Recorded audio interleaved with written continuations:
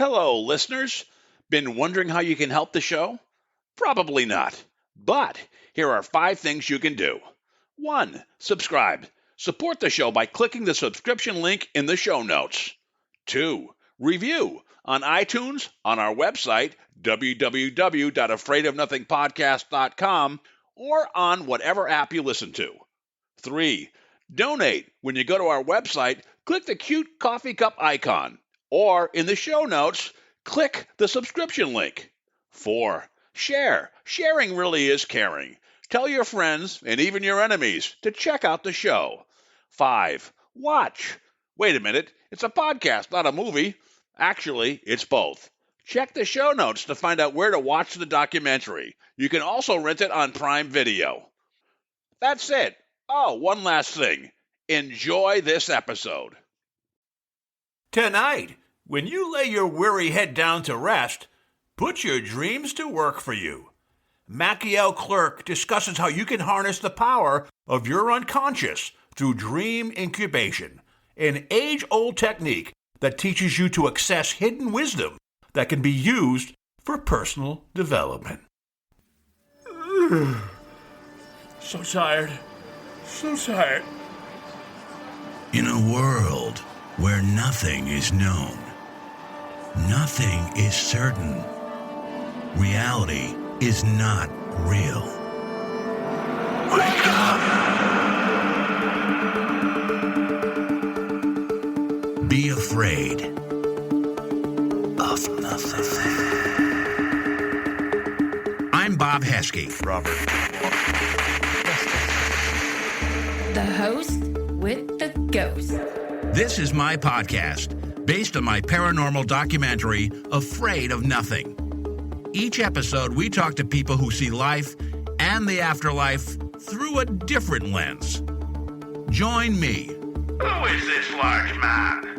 And what's he doing in our bedroom? As we lift the veil and open our minds to see beyond our eyes lie. This is Afraid of Nothing.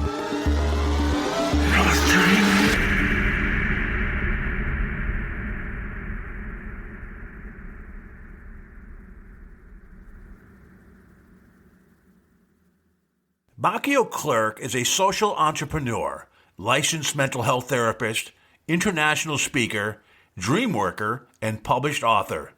He has been a mental health therapist since 2006. Machiel is fascinated by healing traditions. He earned a master's degree in counseling psychology at Pacifica Graduate Institute. Machiel has traveled all over the world and studied many cultures and their healing and dream traditions, and in specific, the African traditions, as South Africa is the country of his birth. Machiel has published a book, Dream Guidance, with respected Hay House Publishing Company. The book is currently available through Amazon and Barnes & Noble. Machiel has given lectures and workshops in Europe, South Africa, and North America about dreams and psychology. He also provides inspirational talks and workshops for companies on creativity, innovation, and leadership. He has written several articles on dreams and released a course on Jung Platform. Machiel has vocationally been guided by dreams when he founded the Jung Society of Utah and the online organization Jung Platform as a result of a nighttime dream. In appreciation for these contributions, he has received several awards from the local community. Machiel's website is www.machielklerk.com. MachielKlerk.com. Well, sweet dreams tonight, listeners, because we've got a great guest. His name is Machiel Klerk, and he's an expert on how to do dream incubation. He's written a great new book called Dream Guidance, Connected to the Soul Through Dream Incubation, which we're going to talk about. And we're going to talk about ways that you, listeners, can learn to tap into your dreams to develop self-improvement and maybe even connect to some ancestors. So, Machiel, great to have you tonight. It's a joy to be here with you, Robert. I've been looking forward to it. Oh, excellent. Thanks. Me too. Hey, I am a guy who dreams, but I'm sure I've listened to you on several podcasts. Sometimes people say they can't remember dreams. I have that, but I find in the morning I'll get up at like 3 and I don't remember the dreams. Mm-hmm. But before I get up at like 6 or so, I remember the dreams. And they tend to be about me and other existences with people I don't know very well, and they're not very nice. So I don't know what that says about my dreams, but maybe I need to tap into something with you tonight. Of course, the whole dream work starts with, can you remember your dreams? And what happens at night is that our short-term memory doesn't work. It goes offline. And so we have all these experiences. We actually have 2 or 3 hours of active dreaming each night that we forget. And only if we have a pen and paper ready next to the bed and immediately jot down the dream, it will really stay with us. Otherwise, they evaporate. So that is immediately also the tip and technique for the listeners. If you want to remember your dreams and you don't remember them well, get a pen, a paper, talk to your dream, say, dream, I would love to remember you, and then write them down upon waking. And then within maybe the next day or within days, you'll start remembering dreams, and you remember 2, 3, 4 dreams a week. And with that, you will tap into a source of guidance and support that is beyond imagination. So when we have dreams, are they kind of on the nose? Like basically you take them literally, or are they very symbolic? Does it take most people? Is there stuff they got to like revisit and reinterpret in their dreams to understand what it means? Yeah, great question. Both could be true. So if I would dream that my cousin is pregnant, one thing I could do is just do a literal check, seeing if my cousin is pregnant. If she's not, then I could think more symbolically. Oh, is there something in me that is like my cousin that might be pregnant, that might be ready to birth something new? And then it's a symbolic reading. So it could be both. You know, it's interesting. One of my guests a while ago, probably about half a year, maybe a year ago, is Father Nathan Castle. And when he goes to bed at night, he gives up his consciousness. He says a prayer, he gives up his consciousness, and he started getting souls caught, like people who had died, but caught from going between here and the afterlife. And he would get visitations from that. So he had a very unique experience with his dreams. I don't know what you think about something like that, or if it's possible. Yes. In your dreams. Can you talk to people? Is it manufactured by your consciousness, or is it the greater consciousness that comes into your dreams so you can indeed speak to people who may be ancestors or no longer alive, or even maybe spirits you may not know? Well, I think that is possible. And if people ever have that experience that they meet an ancestor, or even if they're lucid in the dream, know that they are dreaming, and they meet a dream character or an ancestor, ask them a question. Ask them, for example, is there anything you want to talk to me or you want to tell me? Because that way you can see if they bring in information that was unknown to you. And then you would know, oh, this is a real visitation from an ancestor or a spirit or a spirit guide. And it is my experience that actually our ancestors or deceased loved ones do visit us from time to time in our dreams. And very often for people that have had those experiences, it feels very healing to know, oh, Dad is there. And that seems to indicate that life is okay, that he's okay with where he is. Now, you originally came from South Africa. I believe you've been in the United States for a while. In South Africa, is it more like their dreams? I mean, it's different probably from regions, but is it more like their dreams are like seeing ancestral spirits? And while here it's more, oh God, I'm fat in this outfit or whatever. Is it like so different in the United States versus the other parts of the world? Yeah, all around the world, people have a slightly different approach towards dreams. The African tradition has very at its core that they have the sense that in the other world, a world that coexists next to this world, it's just, what they call the other world. And that's at the same time also the world of dreams, that the ancestors continue to live on in the other world and are on standby to help and support the ones on this side. So a lot of their traditions is also really aimed at building a relationship with the ancestors so that their insight and support can flow into this world.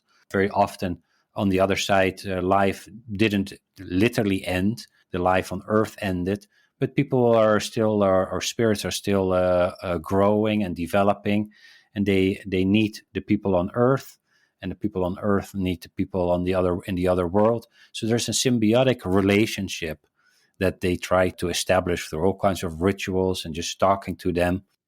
And I want to encourage people to test these things out for themselves. So if you want to maybe meet an ancestor, tell your dream. I would be so honored if ancestor so and so would come by and just let me know if they're okay or if they have a message for me. And then just let it simmer and see if something happens in the next night or the next month. If there's a message that resonates or a visitation.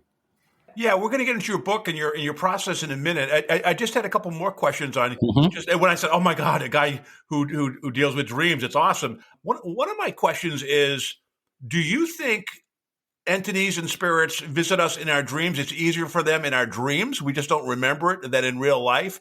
Everybody talks about, maybe seeing a ghost or something or feeling a presence in real life. Do you think there's just as strong communication or even stronger when we're in our dream state? I think the dream state is closer to the other world as a maybe a way of thinking about it as a frequency, and that the frequency of the dream world is less dense than the world we're in right now, and maybe a little bit not as fluid or as light as the world where the ancestors live, but that they can visit us in dreams. Research also has indicated that a lot of people experience the visitation of a deceased ancestor in the first year and a half after the loved one, has died. And a place where we really can see them is in dreams. But I do think that they're around right now, but it's harder to access. And I think probably a lot of your listeners will know the feeling of, this felt like dad was around, or I felt supported by grandfather. And so we can experience them in all these realities, but I do indeed think that dreams is easier for us than this reality due to its density. Yeah, another guest I had on wrote a book called The Afterlife Frequency. So that's interesting that there's a different frequency, almost like that we are that for the afterlife versus here, which you kind of alluded to there. Yeah. It seems like to be a person that really made a big impact on you was the Swiss psychiatrist Carl Jung. Yeah. And I think at an earlier age when you were a little bit lost, you kind of found him and his writings, and it affected you. Can you talk a little bit about that? Yes, I was in my early 20s, and I was really stuck in life. I was in a pit of despair. I had lost my dad at the age of 10. He died, and my culture and my family and myself didn't know how to grieve. And I learned, looking backwards, that if you don't tend to massive heartbreak, that can cause deep depression. And I had a lack of meaning, a lack of purpose. I didn't really understand the world. I was angry. And then by good fortune, I stumbled upon the works of Carl Jung. And I started reading that. And it gave me access to understand my dreams and synchronicity and a worldview. And my life just broke open with beauty and terror. And I found a lifeline out of the dark pit that just reconnected me again to a sense of purpose and beauty in the world and meaning. And I learned that we all carry that thread within, and that thread, that we can see and understand that thread better through our dreams. It's not the only way, but dreams happen to be a great way for me, and it's accessible to everyone. Now, what was it that you read on Carl Jung? What was the aha moment? Was there a specific passage or a book or his philosophy? I read his book, Man and His Symbol. I don't know if you've read that one by chance. No, but I think I would like to, actually, now that I've read about you and kind of how it's impacted your life. Yeah, it's a great introduction book. Jung wrote the first essay, and then some of his close collaborators wrote key pieces on other parts of Jungian psychology that sometimes can be a bit complex. But this is just written for the general audience. I was able to understand somewhat of that, and that book really turned my life around. So I'm deeply grateful and indebted to Jung's work. Was it synchronicity that really resonated with you, or what Yeah. of his other things that? Yeah, okay, synchronicity. Yeah. Synchronicity was one of these concepts that once I started noticing that outer experiences and my own inner thoughts and feelings sometimes had a relationship, and that we could understand our own lives better by how we feel and what we experience in the outside world. People know these things as you think about someone and then the phone goes and there they are. Those are somewhat fun synchronicities. There are also synchronicities of people coming in your life, or you just open the book on the right page. And in that way, the whole world can become almost like a magical guide for you to help you find your life path. And life itself is supportive, proactively supportive for us being on our life journey and on our life path, and interested in helping and educating us. And for me, that was just a huge difference from the bleak and dark existence where I felt just kind of abandoned by life. And then I learned that I just went about it in the wrong way, and not in a way that pain and misery doesn't exist, but that are innate support available for us. It's in many ways, among them in synchronicity. Yeah, and I don't know him really well, but I assume his philosophy on the collective unconscious was kind of much in alignment with the dream state and Yeah, the instincts, the archetypes, and the symbols, and all that stuff right. that we find there. So I found probably that was a driver as well. Yeah. Many things resonated. The way to rethink how our own psyche is structured, and that just like as if we are a wave on the ocean, and we are all connected to the ocean, the collective unconscious, and the collective unconscious communicates with us in all kinds of forms. Yeah, that was another concept that was really illuminating, especially once you really see it. It's like, oh my gosh. And then it's like, oof, this is really brilliant what this man saw. And I can apply it to my own life. Did you have a dream that made you write this book? Because when did you, in your lifetime, when did the trigger happen that I have to write a book, I have to share this? Yeah, a little bit a gradual progress. I have from time to time written essays.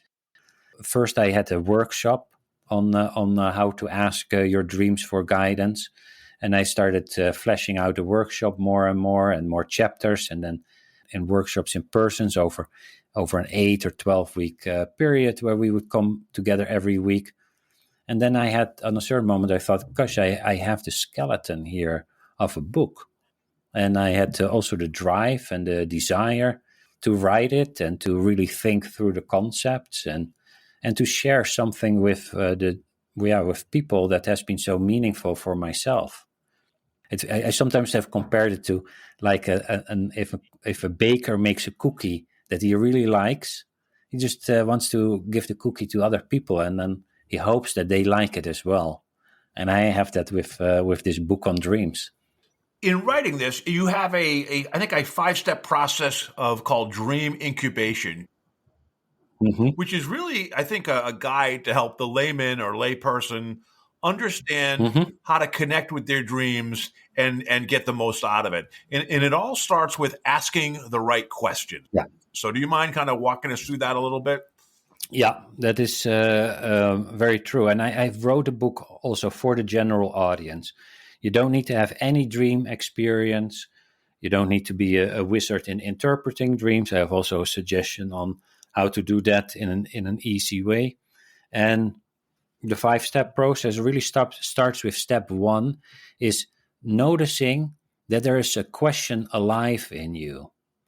And I think we all are carrying questions every day, and sometimes more intense than others, but that we want to know. And so it has to do with identifying an area that you want to know something about. Like recently, I worked with a man who said, "Oh, I've been divorced for a year. I would like to go back in the dating life. I've been dating a little bit. It doesn't really work out. It doesn't flow. I want to ask a question about that. Is that possible?" I was like, "Yes, that's a great area." any question that is emotionally relevant for you or of medical nature seems to trigger a helpful response. And they've done research at Harvard University on this topic, and they noticed that those are the criteria. It needs to be relevant to your life path. So if I ask, what did the neighbor have for dinner? The technique doesn't work so well. But if I ask, how can I be a kinder person? Or like this man want to know about his love life and wants to be more loving and give love, that works. So step one is identify what you want to know. And it might be I want to lose weight, or I want to figure out how to sleep better, or what's going on between me and my child. And then you move to step two is formulate the right question. Like the man that I just talked about who wanted to know about his dating life, he thought a long time about it. And he said, what I really want to know is actually what is my biggest block in my dating life? Because he said, if I know what the biggest block is, I most likely will be able to figure out what to do and find a good partner. So he wrote that down as a question. What is my biggest obstacle in my dating life? And that's a really good question because it's one question at a time. It's open-ended. Then you will be much better able to understand the dream that comes as a response. So those are the first two steps. I can go on further, but you just want to check in, Robert, if it makes sense so far. Yeah, sure, it does. How did he do? Did he get a date after this? Did you hear from him, or how did it work out for him once he asked that question? Well, he went to step 3, and that is create a ritual. And somehow the other side, the other world, whether we call it the spirit guides, ancestors, the larger awareness, God, the self, whatever term we have to address that mystery that is alive in our heart and outside of us, and we can communicate with it by spending some time on creating something to show our interest. So this man drew a heart on a piece of paper, and then he put a question mark on top of it, and then he wrote to the dream. He said, "I'd love to know the answer to this, and when you tell me what my biggest obstacle is, I promise you I will engage with it. I will, even if I'm scared for it, I will work on it." That was his ritual. Any ritual that comes up in you is fine. That can be light a candle, can be you do a dance, you make a song, you find a little stone or object on your walk, something that indicates, and it can be multiple things, but that you want to have an answer and that you build a relationship. And that's a really important element. The two things that are most important in this technique is phrase a good question and do a ritual. If you do those things, you'll get a dream answer. So a ritual implies doing something. Is it a one-time thing, or is it something that he repeats every night until he gets his answer? Or Well, I like even to see the whole process as a ritual. So maybe when I do this, I could probably will start with lighting a candle and saying some form of a prayer to invite support, and then I turn the whole journey into a ritual journey, and hopefully you get a dream the first night. If you do it again the next night, if you didn't get a dream, do again a little bit of a ritual, and continue to do that, because somehow the relationship with what Jung calls the collective unconscious, or what the indigenous culture calls the other world, or the world of dream, seems to be forged by ritual. And a ritual is really focus, attention, create an expectation, engagement, make a heartfelt effort. It's just almost like if you would visit a wise old counselor, and that you pay respect to it, that you talk to this figure, that you maybe give it a little gift. It's very relational. That's really the key of it. so when we talk to a dream, who are we talking to? Because it seems like it could be spirit guides, it could be ancestors, it could be guardian angels, it could be source. Was it the Akashic Records? Is it a greater consciousness? Who are we talking to when we reach out and tell our dreams that we want? Because we're not talking to ourselves. It's obviously something that comes outside of our subconscious, I think it sounds like, Yeah. that comes to us. Yeah. Yeah, we reach out to something larger than ourselves. Every name for it is, of course, just a concept. It's whatever way for the individual that he or she uses to address this mystery. Whatever you can call it, the larger awareness of the self or God or the divine or the source. That's a general answer to that. But what you also can do is have a specific question for maybe an ancestor. Then you would say, so my dad did die. So if I would say, Dad, do you have a message for me? Then I would direct my dream question directly to my father. And then I would take the dream response as an answer to what he wants to tell me. You can address specific characters in your dream as well. In that line, I've seen also and worked with people that had a nightmare, and then they were being chased by a monster. And then they would work with the nightmare and even turn around and then create a question such as, Monster, you're really scary, but you seem to chase me constantly. Is there anything you want to tell me? And then see what kind of response comes. And almost always, Monster wants to bring something to our life that we're really afraid for and keep away, but it wants to bring us something that would help us or be part of our lives in a way that would actually create larger wholeness for us. So it sounds like everything's very positive. Are there ever any situations where I might ask a question and I get the wrong part of the greater consciousness out there? Maybe something negative versus positive. Mm-hmm. Are there guardrails we should have when we do this? Well, I think it's always good to just be respectful, ask a question that is really relevant to your life, that supports the larger good, or even that you think through it, like the man who wanted to date. He said, well, of course, I want to find a loved one because that will make me more happy. Yet, I also want to learn to be a more loving person. And I want to be with this person that comes into my life. I want to treat them well. I want to give them also a great experience. And so then you make your question and your intent larger.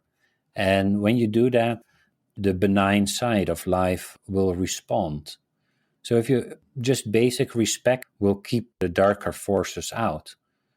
But your question, I encountered also a lot in Africa where people would say, especially South Africa, where I was on workshops, would say, can you use it for evil? Can you put a spell on someone? Yeah. I was like, yeah, you probably can do that. But there's so much negative ramification from doing these things that you're actively engaging in something that would make your life more miserable. And why would you do that? Life is hard enough as it is. Don't add even more trouble to it. Yeah, that's absolutely true. In your estimation, what percent of the population actually takes advantages and utilizes their dreams? Is it probably under 10%, under 20%? It seems like a missed opportunity that a lot of people overlook. Yeah, I think that, of course, we've been grown up in a culture that is not very dream-oriented. Many indigenous cultures, the first thing they do in the morning is they share a dream with either their family or the tribe. And there's always someone in the tribe who has a dream on behalf of the tribe on where to hunt or where to stay the night or even whom to marry or with which other tribe to go into business. And their general spiritual life was far more refined. It was not only the dreams, but they listened more to their intuition and they're living a relationship to the Great Spirit. And our culture has flavors of it, but I didn't go to a school where in the morning they asked, "Hey, Machiel, what kind of dream did you have?" that was not my education, and very few people. So we haven't learned it. Even if research at Harvard shows this technique works, even if it comes back in almost any spiritual tradition, whether it is Hinduism or Islam or Native African or American indigenous traditions or depth psychology with Jung. Yeah, we're not educated that way, and therefore people don't know it. Can you talk a little bit more about that Harvard study? I mean, what was the goal of it? Were they like skeptics going in? What was Yeah, the yeah. basic question they had? What did they try to? What they wanted, they had an experiment. It's later on also published in Scientific American, which is a very reputable scientific magazine. And what they did was, I believe, with 63 people, the experiment that the people would ask their dream a question. And then they had a whole panel of independent researchers looking at the dream responses and looking whether they felt that the dream had something to do with the question or not. They noticed that about 2/3 had a dream that was relevant to their question. And then they, of course, asked the question, why 2/3? What is it that these people did that was successful, and what did the people do that didn't get a helpful dream? And they noticed that the biggest difference was that the people that asked a question that was emotional of to their nature, like they were thinking the whole day about how do I lose weight, or how can I be more kind to myself, or a medical question, they would have an answer. But if you would ask a question that was too theoretical, too conceptual, or nothing to do with your life, the dream didn't seem to be responding. So the dream is not really a genie as a wish-fulfilling phenomenon, but something that is innately interested in helping, educating you to become more you, for you to become more kind and compassionate and aware. It's almost like a combination of the Akashic records and manifestation, or manifesting. It's like it's kind of some of both of it, which is very, very interesting. Mm-hmm. Yeah. And I think one takeaway, most people think when they dream, they manufacture the dream. Yeah. Last night I dreamed I was blah, blah, blah. Last night I dreamed I fell out of bed. But really, from your perspective, the dreams are created for us and create a message to us based on maybe some guidance of what's going on in our normal waking lives. It's a great question, because I think these incubation dreams have a higher element of being created by this mystery force. But I think also that in general, our dreams are somewhat a combination between our own beliefs and intents and expectations. Yeah, it's a combination between us and something larger than ourselves. It's a mixture. And once a person has a ritual, the right question, they formulate it, they ask it, and they do a ritual. Mm-hmm. I imagine one part of it might be, how do they see the truth and embrace it once they get an answer? Yeah. Well, if we follow that man that asked this question about what is my biggest obstacle in my dating life, then he formulated that question in step 2. Step 3 was the ritual. Step 4 is go to bed, sleep, do a little meditation in bed, and then record your dream. And then step 5 is the interpretation. So in step 4, when he recorded the dream, this man says, I am driving in a tunnel in my car, and I think that I see in the distance a mountain lion. And he says, when I get closer, I say, no, it's not a mountain lion. It's a beautiful tiger. But I get really scared. I slam the brakes and I'm backing out. So first you write down the dream, and even if you think, gosh, this has nothing to do with my question, write it down. Because half the dreams are pretty straightforward, and the other half you have to puzzle on a little bit. That's because then the answer came from a direction you didn't think about. And a way to work with your dream, like the man in this dream did, is ask the question, what is happening? Instead of what does this mean, you ask what is happening. And so the man reflected on it and said, well, what is happening is I'm moving forward through life, and I think I see something that I find scary, and then when I get closer, I see something that's really beautiful, and I get really scared, and when I get really scared, I back out. And then he was like, oh, if I read that against the question, what is my biggest obstacle in my dating life? It was at once, oh gosh, yes. When I meet someone that I'm really interested in, that I find really beautiful, I get fearful and I'm out. Oh, that is the biggest obstacle. Then the man could work further with that. Who helps them through this? Some people need to be handheld. Does the book help people guide through that last couple steps of how you interpret and how you? Yeah, I try to make the book in a way that everyone can practice this and do it with. I give practice questions or help people identify the question in themselves and really work out this technique of ask the question what is happening. With a little bit of practice and some other techniques, people often can do it. And other times, people also sometimes give me a call and they say, or send me an email and say, I want to work with you for a couple of dreams on this technique. And is that possible? And then we look at the schedule and we'll see where that fits. But the technique is aimed at giving people a tool where they can connect with their own larger awareness and really build that relationships themselves, that they are not dependent upon others. But it's sometimes fun or helpful to have an other. That can be me, but it can also be a friend or share it with your partner. But the aim is that people can do it independently. And from a personal side, either from you or someone that's reported back to you, what are like one or two of the most kind of mind-blowing instances of someone using this that's a little bit out of the box that worked really well? Well, a really mind-blowing one was recently Michelle, a life coach. She's 40 years old, and she reported to have already stomach issues for several months. And she said, I can't find it. I've been to the doctor. I don't know what to do.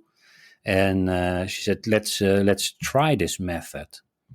And this method was especially used in Greece for physical healing. And so she developed the question, how can I cure this stomach issue? Then she went to bed and slept. And in the dream, she walks in the street. And on the other side of the street, there's an older woman who beckons her to come closer. She does that. And then the older woman says, you should try catnip. And she's like, catnip? Isn't that the stuff that cats take and get crazy from? And she thinks, nah, this woman is weird. And then she wakes up. So she writes down the dream, even if she thought this is weird. And she does a bit of research. And then on Google, it showed that catnip is actually an herb. And the herb is sometimes made in a tea for young children to help them with their tummy issues. And she was like, oh, unbelievable. And so she made this tea. And then in a couple of weeks, her tummy issue or stomach issue disappeared. Wow, that's great. So it's some healing aspects involved. Sometimes, like you talk to a medium and they tell you something, you're like, "Nah, sorry, that's not me." And then a week later or a couple of days, something you wake up in the middle of the night, you're like, "Oh, there's a connection there." Yeah, right. And this is actually you contact the medium inside of you. Yeah, that's a great way to put it. Excellent. Yeah. Yeah. Now, beyond Carl Jung, is there someone more modern day? Was there someone else that has inspired you as you've gone deeper into this process? Yeah, Jung opened the door, and I think Jung is and was great. But there are more really phenomenal dream workers. So people in the current day that I've visited a lot of the African indigenous healers, the Sangomas. They're not really well known. I worked in the West with Robert Bosnak, who is a lot of embodied dream work, and Steve Eisenstadt, Michael Mead, Thomas More. And so those are really Western dream workers.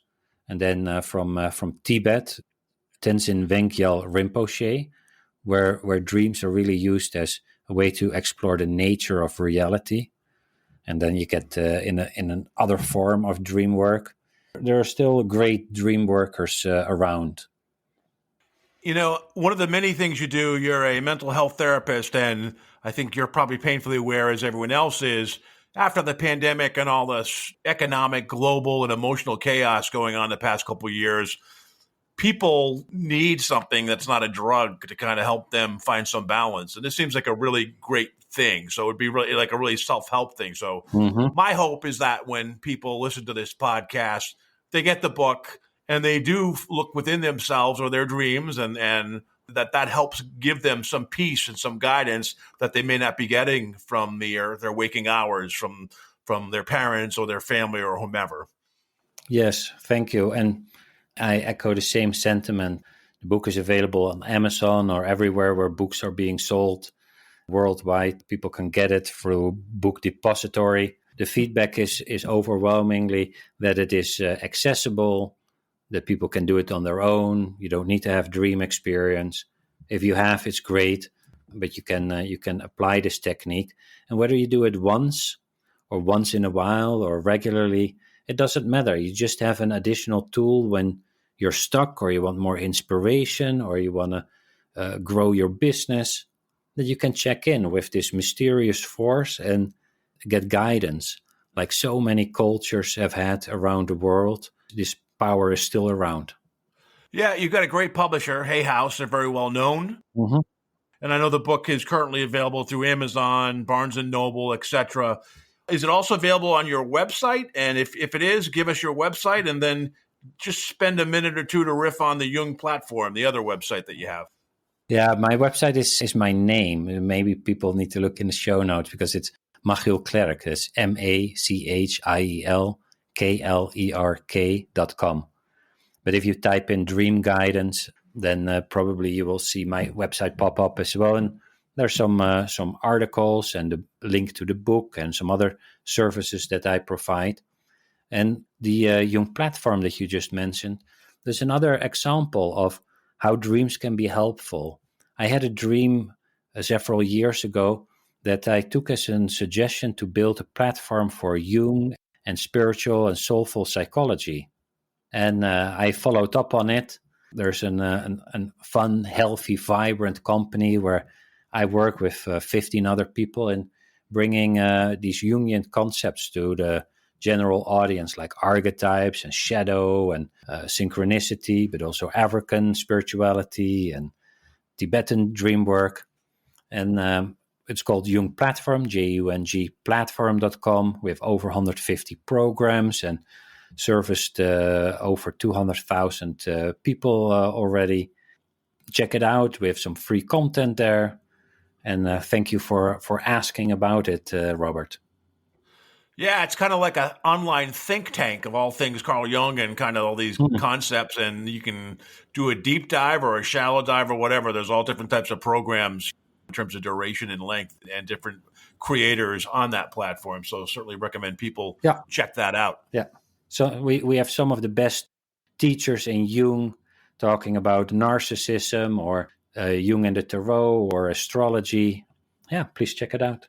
So I guess my last question is there another book based on what you've done? You've done this one. Yeah. Have you checked the box, or is there something else that people are saying, I wish you had covered this and you need to do a follow-up? Well, internally, I feel I checked at least one box. It's quite a journey to get the book out and write it in a form and fashion that works.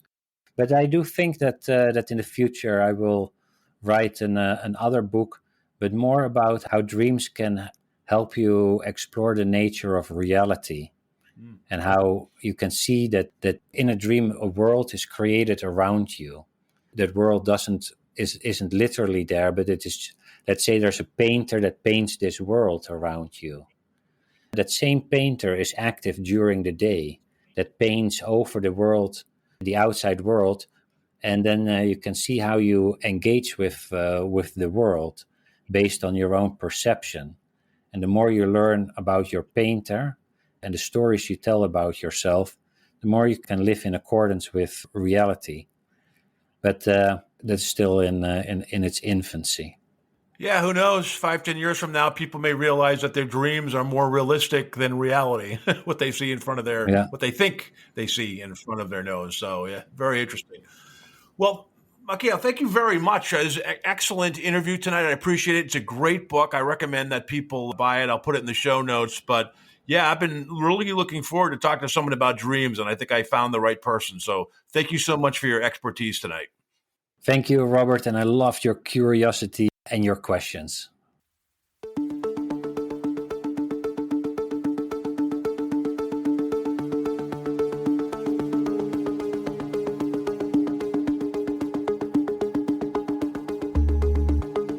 You've been listening to the Afraid of Nothing podcast. Please subscribe and like us on Facebook. Until next time, stay scared.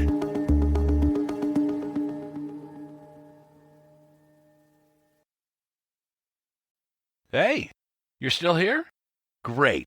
Then why not listen to another episode?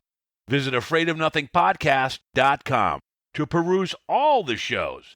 That's afraidofnothingpodcast.com. And while you're there, click the coffee cup icon to buy me a coffee and leave a review. I'll give you a shout out in an upcoming episode, and the world will know how swell you are.